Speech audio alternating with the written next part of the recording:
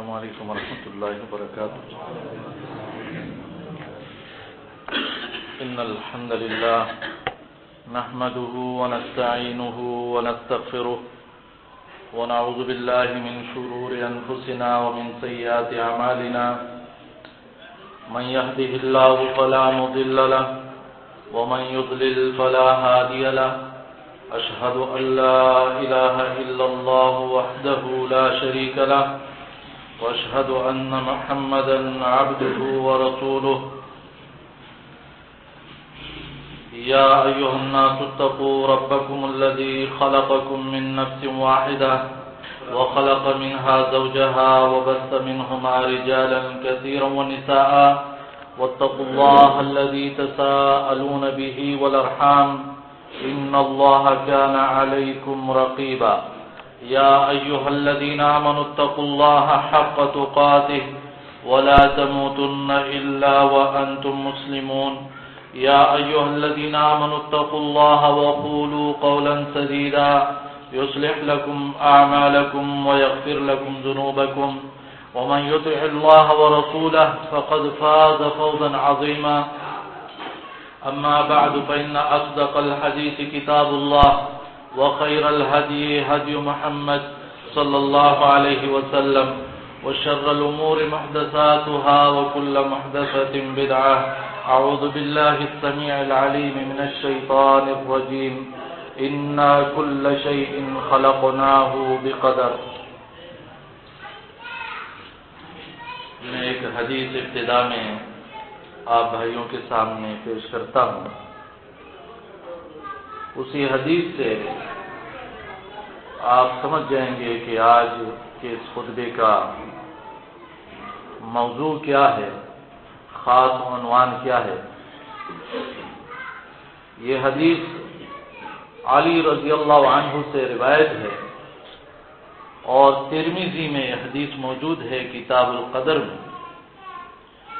علی رضی اللہ عنہ فرماتے ہیں رسول اللہ صلی اللہ علیہ وسلم نے فرمایا لا یؤمن عبد حتی یؤمن باربع. کوئی بھی شخص مومن نہیں ہو سکتا جب تک 4 چیزوں پر وہ ایمان نہ لائے.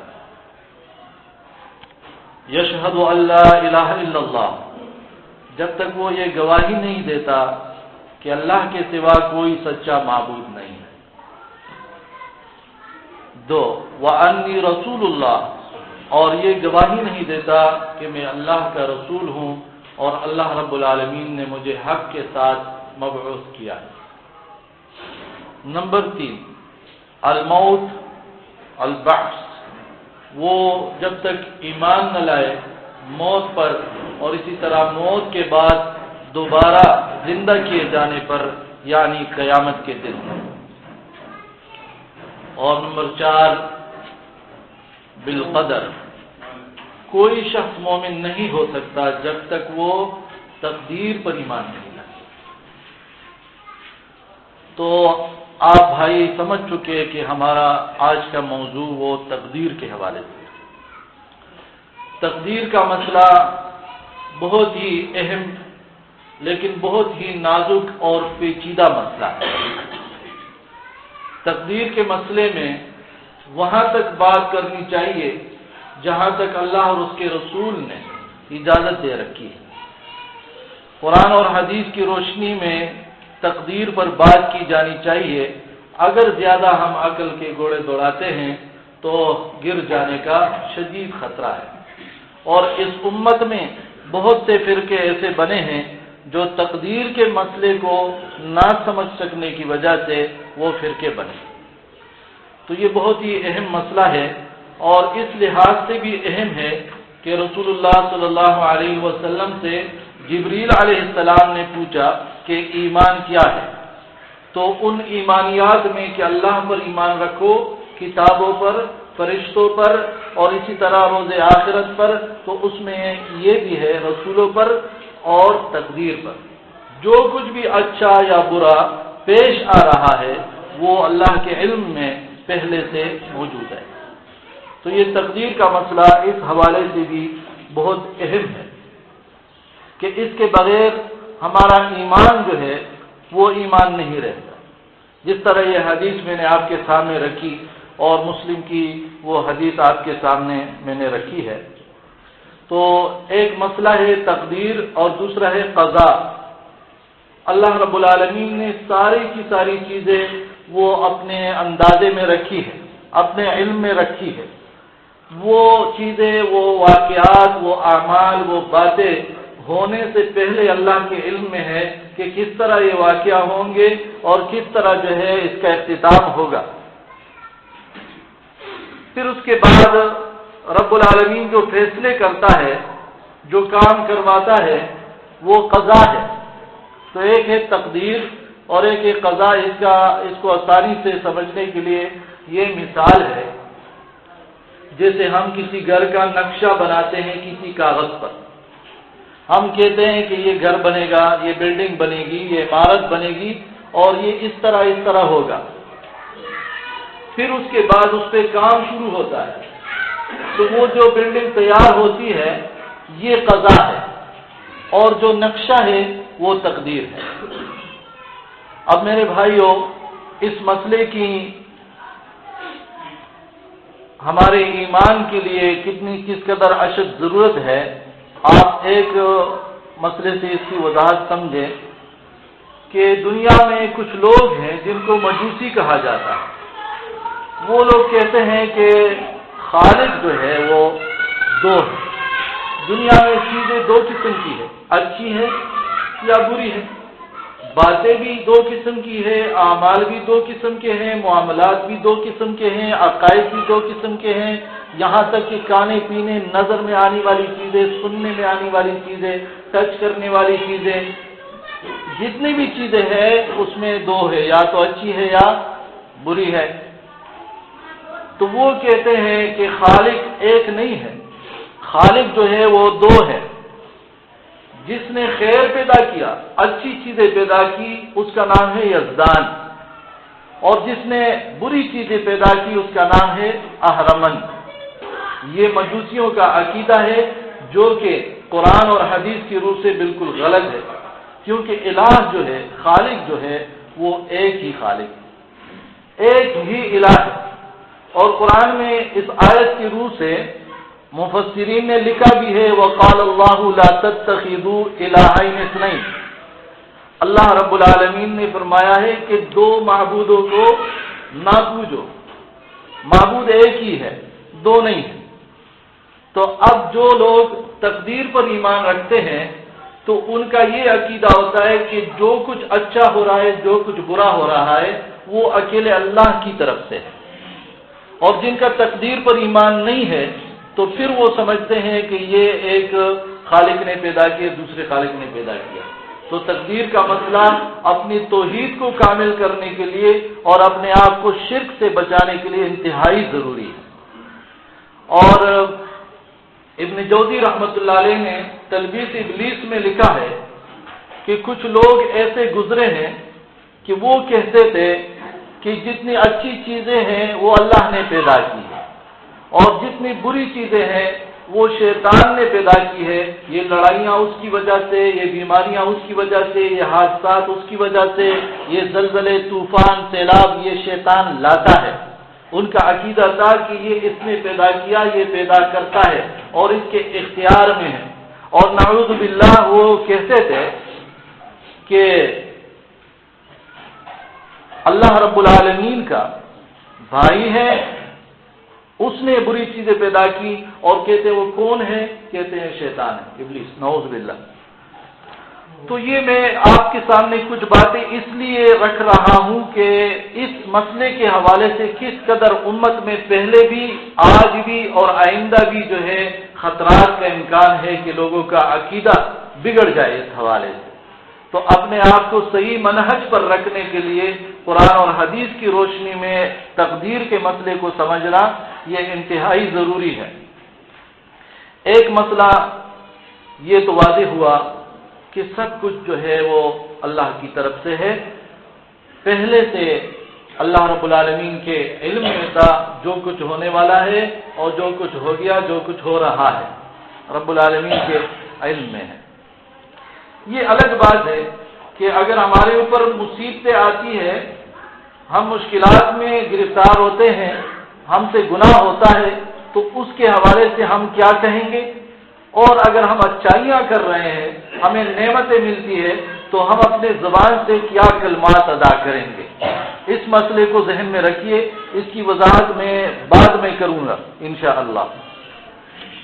ایک سوال ہے کہ دنیا میں جیسے کہ ہم نے وضاحت کی، کچھ چیزیں اچھی ہیں، کچھ چیزیں بری ہیں۔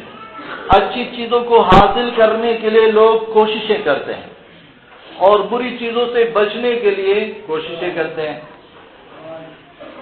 تو ایک کو کہتے ہیں دفع مضار، اپنے آپ سے نقصان کو دور کر لو، اپنے آپ سے نقصان کو دور کر لو، تکلیف سے اپنے آپ کو بچاؤ۔ اور دوسرا ہے جلب منفعت، فائدہ حاصل کرو۔ یہ جو ہے ہمارے دین کا جو ہے خلاصہ بھی ہے۔ دین اسلام ہمیں یہی سکھاتا ہے کہ ہم فائدہ حاصل کریں اور نقصان سے اپنے آپ کو بچائیں، لیکن فائدہ اور نقصان وہ نہیں جو ہمارا ذہن کہتا ہے کہ یہ فائدہ ہے یہ نقصان ہے۔ فائدہ اور نقصان وہ نہیں جو ہمارا معاشرہ کہتا ہے، جو لوگ کہتے ہیں، بلکہ فائدہ اور نقصان وہی جو اللہ اور اس کا رسول کہتا ہے کہ یہ فائدہ ہے یہ نقصان ہے۔ اسی فائدے کو حاصل کرنا جو اللہ اور اس کے رسول نے کہا، اور اسی نقصان سے اپنے آپ کو بچانا جس کو اللہ اور اس کے رسول نے نقصان کہا ہے۔ اگر یہ بات نہیں ہو تو بہت سے لوگ ہیں جو کہ فائدے کی چیزوں کو کیا کہتے ہیں؟ نقصان کہتے ہیں، اور نقصان والی چیزوں کو فائدہ کہتے ہیں۔ تو یہ بات ذہن میں رکھیں کہ فائدہ وہی ہے جس کو اللہ اور اس کے رسول نے فائدہ کہا، نقصان وہی ہے جس کو اللہ اور اس کے رسول نے نقصان کہا۔ تو یہ جتنے ہمیں فائدہ حاصل ہوتا ہے یا نقصان سے ہم بچتے ہیں اور اس کے لیے جو کوششیں کرتے ہیں، تو کیا یہ تقدیر کے خلاف ہے؟ کیا ایسا کرنا یہ بھی تقدیر میں شامل ہے یا نہیں ہے؟ اس کے حوالے سے ترمذی میں کتاب القدر میں ایک حدیث ہے، ابو حذامہ رضی اللہ عنہ سے روایت ہے، ایک شخص آیا، رسول اللہ صلی اللہ علیہ وسلم سے سوال کیا۔ اچھا، میں درمیان میں ایک حدیث آپ بھائیوں کے سامنے رکھتا ہوں، اس مسئلے کی طرف بعد میں آتا ہوں، کیونکہ آپ لوگوں کا نقصان ہو رہا ہے کچھ، میں اس کو دیکھ رہا ہوں۔ اللہ کے نبی صلی اللہ علیہ وسلم نے نماز پڑھائی، اس میں ان سے غلطی ہوئی، تو نماز کے بعد کہا کہ تم لوگ اچھی طرح وضو کیوں نہیں کرتے ہو؟ اب غلطی کس سے ہوئی؟ رسول اللہ صلی اللہ علیہ وسلم سے نماز میں، اور کہا کیا؟ تم لوگ اچھی طرح وضو کیوں نہیں کرتے ہو؟ مطلب اس کا یہ ہے مقتدیوں کا اثر امام پر پڑتا ہے، آپ بھائیوں کا اثر مجھ پہ پڑتا ہے۔ اگر آپ لوگ توجہ نہیں دیتے، آپ لوگ غافل ہیں، تو اس کا اثر مجھ پہ پڑے گا، نقصان آپ لوگوں کا بھی ہوگا۔ آپ لوگ توجہ دیتے ہیں اللہ کی رضا کے لیے، تو اس کا اچھا اثر مجھ پہ پڑے گا اور آپ لوگوں کا بھی فائدہ ہوگا۔ تو اس لیے جو مختصر وقت ہوتا ہے اس کو ضائع کرنے کی کوشش وہ نہ کرے، اور اللہ کرے کہ مساجد جو ہے وہ حکومتوں کے کنٹرول میں ہو، اور پھر جو لوگ وہ ماحول کو خراب کریں تو حکومت اس کو کنٹرول کرے۔ ہم یہ نہیں کر سکتے کہ ہم کسی پر زبردستی کریں، ہم نصیحت کر سکتے ہیں کہ اپنا وقت جو ہے وہ ضائع نہ کریں۔ ابو حذامہ رضی اللہ عنہ سے روایت ہے، ایک شخص نے رسول اللہ صلی اللہ علیہ وسلم سے سوال کیا کہ ہم بیمار ہوتے ہیں تو اس میں دم کرتے ہیں، کرواتے ہیں، اسی طرح ہم علاج کرتے ہیں، دوائیاں وغیرہ استعمال کرتے ہیں، اور اسی طرح ہم پرہیز بھی کرتے ہیں، جو کہ بہتر علاج ہوتا ہے کہ آپ ایسی زندگی گزارو کہ پرہیزانہ زندگی ہو تو بہت سی دوائیوں سے بچ جاؤ۔ تو کیا حل ترد من قدر اللہ شیئا، یہ کام جو ہم کرتے ہیں کہ تو اللہ کی تقدیر میں سے کچھ چیزوں کو یہ واپس کر سکتی ہے؟ اللہ کی تقدیر میں جو کچھ لکھا ہو تو اس سے وہ چیزیں بدل جاتی ہے؟ تو رسول اللہ صلی اللہ علیہ وسلم نے فرمایا، ہیا من قدر اللہ، یہ جو تم کرتے ہو فائدہ حاصل کرنے کے لیے، نقصان سے بچنے کے لیے، یہ بھی تو اللہ کی تقدیر میں شامل ہے۔ یہ سب کچھ اللہ کی تقدیر میں ہے، اللہ رب العالمین کے علم میں سب سے پہلے سے موجود ہے۔ ایک یہ وضاحت ہو گئی۔ دوسری بات، کچھ لوگ کہتے ہیں کہ جب سب کچھ تقدیر میں لکھا جا چکا ہے، گھر میں بیٹھو یا کسی پہاڑیوں میں، کسی ویرانیوں میں، صحراؤں میں چلے جاؤ، آپ کو رزق پہنچے گا۔ اور دلیل میں ایک حدیث پیش کرتے ہیں جو کہ ابن ماجہ میں ہے، کتاب الزہد میں، عمر رضی اللہ عنہ سے روایت ہے، لو انکم تتوکلون علی اللہ حق توکلہ لرزقتم کما ترزق الطیر تغدو خماسا وتروح بطانا۔ اگر تم اللہ پر ایسا توکل کر لو، ایسا اعتماد اور بھروسہ رکھو جس طرح پرندے رکھتے ہیں، تو اللہ تمہیں بھی ایسا رزق دے گا جس طرح کے پرندوں کو دیتا ہے۔ تو کہتے ہیں کہ بس اللہ دینے والا ہے۔ اب حدیث کو اگر مکمل نہیں پڑھو گے تو بات سمجھ میں نہیں آئے گی۔ حدیث کے آخر میں مسئلے کی وضاحت ہے کہ یہ پرندے صبح خالی پیٹ اپنے گھونسلوں سے نکلتے ہیں اور مغرب کو واپس لوٹتے ہیں، ان کا پیٹ جو ہے وہ بھرا ہوتا ہے۔ یعنی آپ نکلو گے، آپ کوشش کرو گے، لیکن آپ کا اعتماد اپنی قوت پر، اپنے پیسوں پر، اپنی دکان پر، اپنی کمپنی پر، ان چیزوں پر نہیں ہوگا، بلکہ بھروسہ جو ہے وہ اللہ پر ہوگا کہ رازق جو ہے وہ صرف اللہ رب العالمین ہے۔ اسی لیے جو لوگ وہ بھروسہ کرتے ہیں اپنی قوت پر، تو جب وہ بیمار ہو جاتے ہیں یا جب وہ بوڑھے ہو جاتے ہیں تو کہتے ہیں اب کیا ہوگا، کیونکہ ان کا سارا بھروسہ کیا ہے؟ جن لوگوں کا بھروسہ ہوتا ہے کمپنی پر، تو جب کمپنی اس کو آؤٹ کرنے کی کوشش میں لگی ہوتی ہے تو یہ پریشان ہوتا ہے کہ یہ کیا ہوگا۔ جب ان کا بھروسہ دکان پر ہوتا ہے تو کہتے ہیں، دکان کا مالک کہتا ہے کہ خالی کرو، اب کیا ہوگا۔ تو میرے بھائیو، یہ اسباب جو ہے اس کو اختیار کریں، لیکن پورا کا پورا بھروسہ جو ہے وہ رب العالمین پر رکھیں۔ تو پرندے جو ہے وہ تھوڑی سی کوشش کرتی ہے اور اللہ اس کو جو ہے وہ رزق دے دیتا ہے۔ تو آپ کی تھوڑی سی کوشش اور محنت پر رب العالمین آپ کی ساری ضروریات وہ پوری کرے گا۔ ایک حدیث کے بارے میں علماء نے لکھا ہے کہ یہ ایک ایسی حدیث ہے جس کو علماء بھی یہ دعا نہیں مانگتے۔ وہ حدیث اس طرح ہے کہ اللہ کے نبی صلی اللہ علیہ وسلم دعا مانگتے تھے کہ اے اللہ، مجھے، میری اولاد کو، میرے اہل خانہ کو اتنی روزی دے کہ ضرورت پوری ہو جائے۔ بات کو سمجھنے کی کوشش کریں۔ اے اللہ، مجھے اور میری اولاد، میرے اہل خانہ کو اتنی روزی دے، اتنا رزق دے کہ ضرورت پوری ہو جائے۔ بس ہمیں اتنا ملے کہ ہماری ضرورت پوری ہوا کرے۔ تو یہ ایک واقعی ایسی دعا ہے کہ کوئی مانگتا نہیں ہے، ہر ایک کہتا ہے کہ بس زیادہ سے زیادہ ملے، زیادہ سے زیادہ۔ اب سمجھ میں آئی بات؟ حالانکہ یہ ضرورت پوری ہونا یہ ایک ایسا عمل ہے کہ آپ بہت سے فتنوں سے بچے رہو گے، بہت سے فتنوں سے۔ جو مال کی کمی کے فتنے ہیں اس سے بھی بچے رہو گے، اور مال کی جو زیادتی کے فتنے ہیں اس سے بھی بچے رہو گے، بل اعتدال پر، وسط میں، مڈل میں، اوسط میں وہ آپ رہو گے، بہت فائدہ ہوگا۔ لیکن آج لوگ اسی کا جو ہے وہ رونا روتے ہیں، کہتے ہیں کیا حال چال ہے، کس طرح روزی ہے، کس طرح گزارا چل رہا ہے، کہہ رہے بس ہینڈ ٹو ماؤتھ۔ اللہ کے بعد ہینڈ ٹو ماؤتھ یہی تو کافی ہے کہ آپ کے ہینڈ میں، آپ کے ہاتھ میں پیسے آئے اور آپ کے ماؤتھ میں جاتے، آپ کی جو ضرورت ہوتی ہے وہ پوری ہوتی ہے، مہینہ آپ کا گزر جاتا ہے، آپ کی ضرورت پوری ہوتی ہے، آپ بھیک نہیں مانگتے ہو، آپ کو اور کوئی پرابلم نہیں ہوتا ہے۔ تو یہ جو اللہ کے رسول نے نعمت ذکر کی، لوگ اس پر روتے ہیں، آج کل اس پر روتے ہیں۔ تو سوچنا چاہیے۔ بہرحال یہ درمیان میں ایک بات تھی۔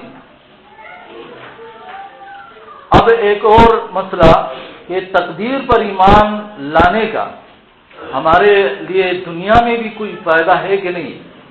دنیا میں بہت سے فائدے ہیں، اس کے لیے میں انشاءاللہ حدیث ذکر کرتا ہوں۔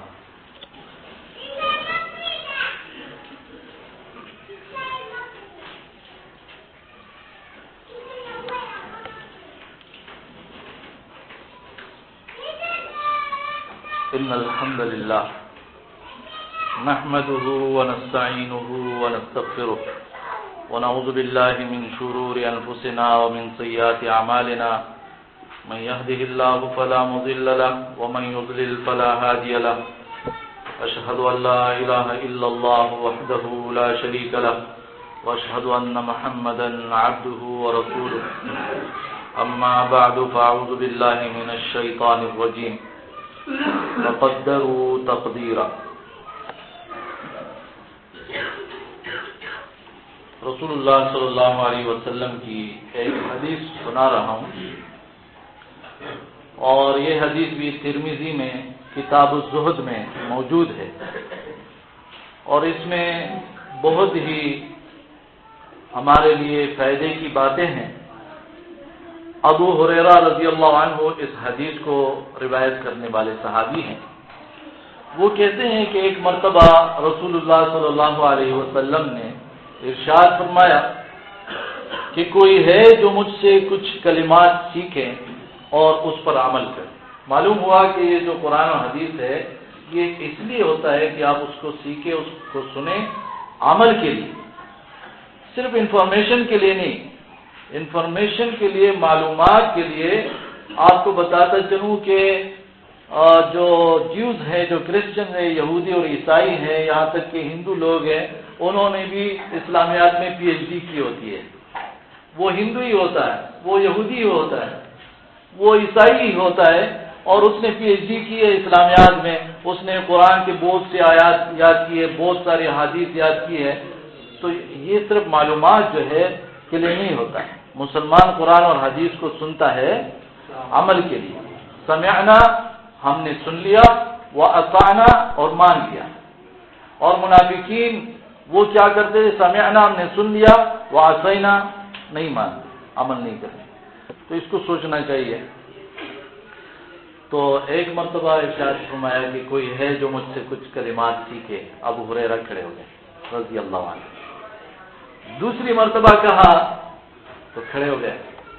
اللہ کے نبی نے تیسری مرتبہ کہا کوئی ہے جو مجھ سے کچھ کلمات سیکھے اور اس پر عمل کرے، یا ایسے لوگوں کو سکھائے جو اس پر عمل کرے.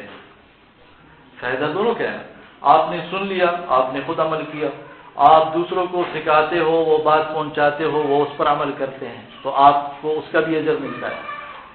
اس بار بھی ابو ہریرہ رضی اللہ عنہ کھڑے ہوئے تو اللہ کے نبی صلی اللہ علیہ وسلم نے اس کو ہاتھ سے پکڑا انتہائی محبت کے ساتھ، اور اس کو ایک ایک انگلی پر جو ہے وہ گن گن کے بتانے لگا کہ یہ بات، یہ بات، یہ بات، یہ بات. تو وہ باتیں اس طرح تھی کہ رسول اللہ صلی اللہ علیہ وسلم نے فرمایا اتق المحارم تکن اعبد الناس. حرام چیزوں سے اپنے آپ کو بچاؤ، سب سے بڑے عابد، سب سے بڑے عبادت گزار بن جاؤ گے. اس بات کو سوچئے. ہمارے نزدیک، ہمارے ذہن میں عبادت گزار کون ہوتا ہے؟ جس کا خاص قسم کا حلیہ ہو، کچھ خاص عبادتیں کر رہا ہو، ہم کہتے ہیں یہ عبادت گزار ہے. رسول اللہ صلی اللہ علیہ وسلم نے فرمایا سب سے بڑا عبادت گزار وہ ہے جو حرام چیزوں سے اپنے آپ کو بچائے. جیسے مثال کے طور پر سود سے، جوئے سے، اس طرح چوری سے، خیانت سے، جھوٹ سے، غیبت سے، چغلی سے، میوزک سے، زناکاری سے، بدفعلی سے، اس طرح کے بڑے بڑے گناہوں سے جو اپنے آپ کو بچاتا ہے، یہ اصل میں بڑا عبادت گزار ہے.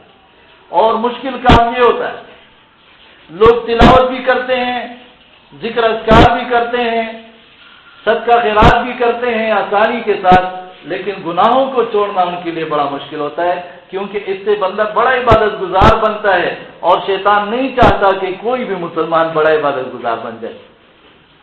تو یہ بات ذہن میں رکھیں. میں نے یہ کہا کہ اللہ کے نبی صلی اللہ علیہ وسلم نے پہلی بات یہ ارشاد فرمائی کہ اتق المحارم تکن اعبد الناس.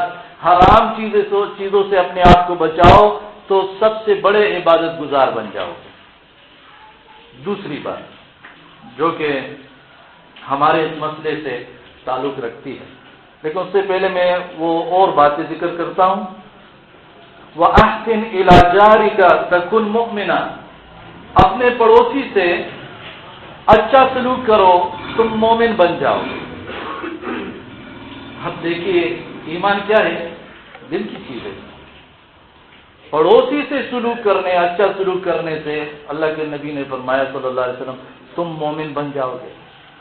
معلوم ہوا کہ میں اور آپ اگر جاننا چاہتے ہیں کہ ہماری ایمان کی حالت کیا ہے تو معلوم کریں، دیکھیں خود اپنی آنکھوں سے، خود ہم سوچیں ہمارا رویہ، ہمارا تعلق وہ پڑوسی کے ساتھ کیسا ہے، تو ہمیں پتہ چل جائے گا کہ ہم تو بڑے کمزور ایمان والے ہیں.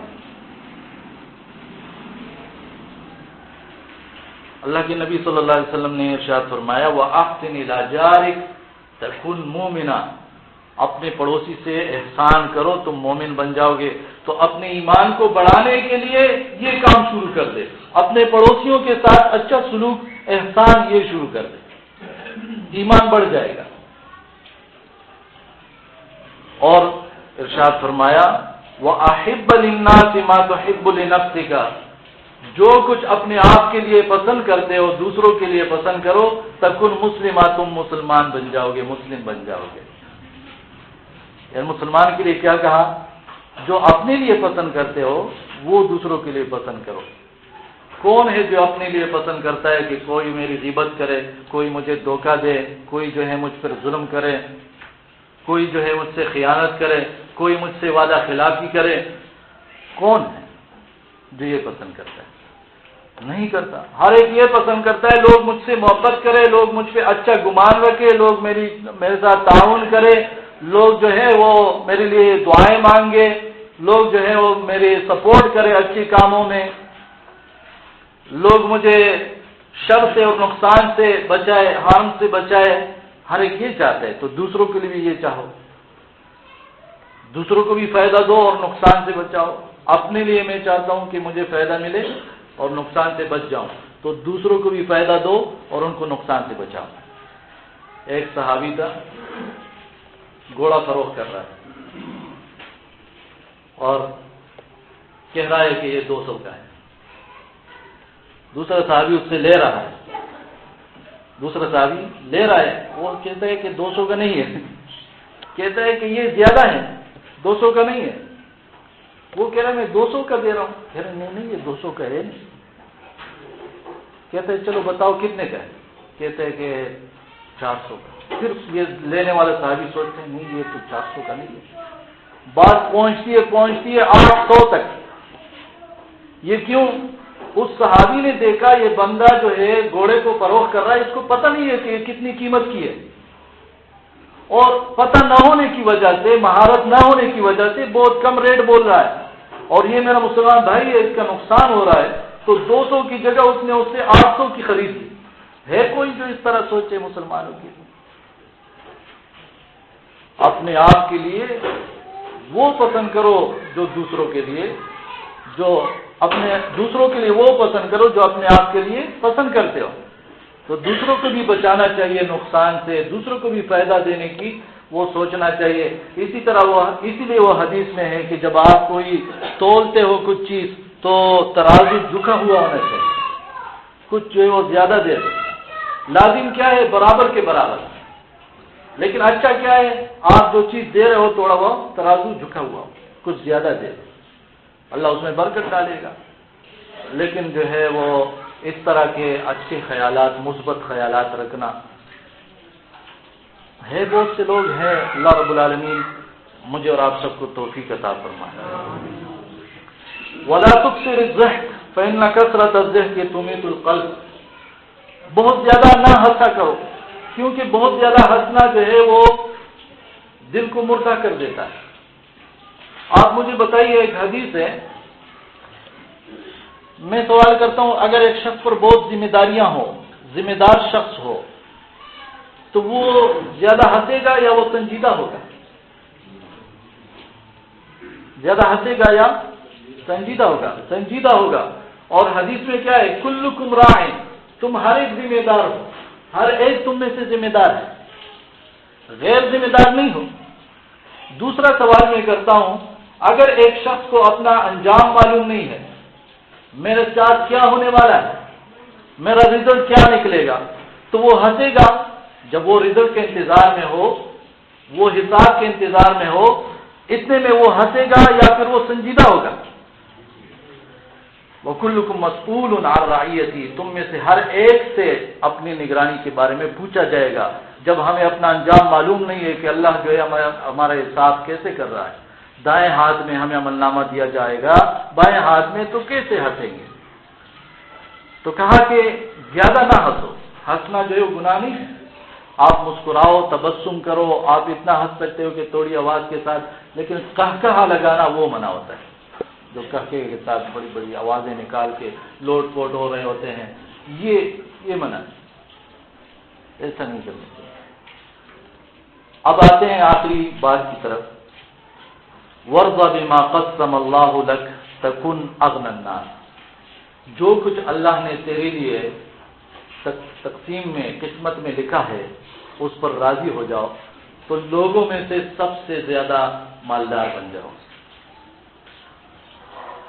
اصل مالداری کیا ہے؟ کہ اللہ کے فیصلوں پر، اللہ نے جو تیرے لکھا ہے اس پر راضی ہو جاؤ. کہ بہت کون دے رہا ہے، یہ تو سوچو کون دے رہا ہے. دیکھو ہمیں والد صاحب یا والدہ جو ہے کچھ چیز دیتی ہے، وہ تھوڑا سا ہوتا ہے، ہم کتنے خوش ہوتے ہیں. والدہ نے ہمیں یہ مٹھائی دے دی، یہ دیا، تھوڑی سی چیز ہوتی ہے، کتنے خوش ہوتے ہیں. کیوں؟ ہم دینے والے کو دیکھتے ہیں کہ دینے والا کون ہے. جب رب العالمین دے رہا ہے، ہمیں 2000 دے رہا ہے، 4000 دے رہا ہے، 20000 دے رہا ہے، تو رب العالمین دے رہا ہے تو اس میں حکمتیں ہوگی. خوش ہونا چاہیے، اللہ تو دے رہا ہے. وَارْضَ بِمَا قَسَّمَ اللَّهُ لَكَ تَكُنْ أَغْنَى النَّاسِ، جو اللہ نے تیری قسمت میں لکھا ہے اس پر راضی ہو جاؤ تو لوگوں میں سے سب سے زیادہ امیر بن جاؤ. تیرا دل جو ہے وہ غنی ہو جائے گا، تیرا دل امیر ہو جائے گا، دل کو اللہ مطمئن کر دے گا. اس بات پر، حدیث کے اس حصے پر آئندہ بھی انشاءاللہ بات کریں گے. اور تقدیر کے مسئلے میں بہت سے سوالات اور جوابات آتے ہیں، اس کی بھی انشاءاللہ وضاحت کریں گے. رب العالمین مجھے اور آپ سب کو قرآن اور حدیث سیکھنے اور اس پر عمل کرنے کی توفیق عطا فرمائیں. اور رب العالمین ہمارے دلوں میں، ہمارے گھروں میں اور ہمارے محلے اور ملک میں امن و امان قائم کریں. جتنے لوگ مشکلات میں، اللہ رب العالمین ان کی مشکلات دور فرما دے. اور جتنے لوگوں کی شرعی حاجتیں ہیں، اللہ اپنے رحم و کرم کے ساتھ ان حاجتوں کو پوری فرما دے. اقول قولی ھذا استغفر اللہ لی ولکم.